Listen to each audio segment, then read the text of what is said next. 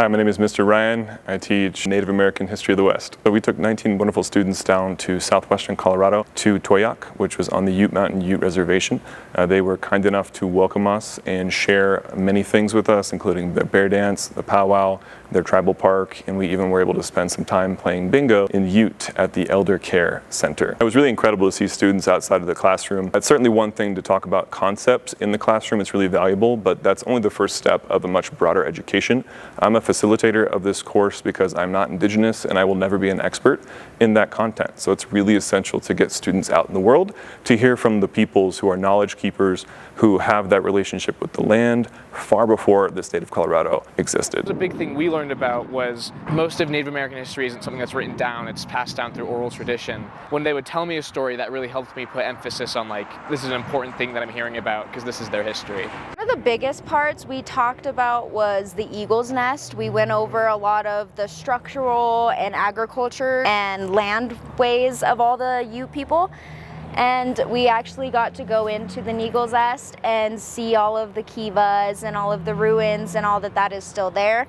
We also got to see some pottery, which was really cool. I think it was overall a very eye-opening experience, and we met so many wonderful people. We got amazing gifts. We spent so much time with our elders and our youth and people our age, and it was amazing. The generosity of the Ute people really stood out to me. This, for example, I got from Councilwoman House. Had our shawls that were made for us by a few of the women here. My heart felt warm because they took the time out of their day to make that for people they didn't know.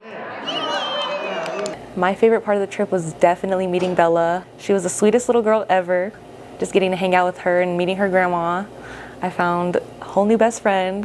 I'm gonna send her gifts, write letters whenever I can, and hopefully come back and visit her. Being able to sit in on the legislative meeting along with meeting the councilman and councilwoman of the Ute Mountain Ute, I think it's an important piece for people our age to continue on and to learn these things. More people should be learning Indigenous history because that's whose land we are on, and we can't ignore that fact. The biggest lesson I learned was we don't know everything, and there's always more to learn, always.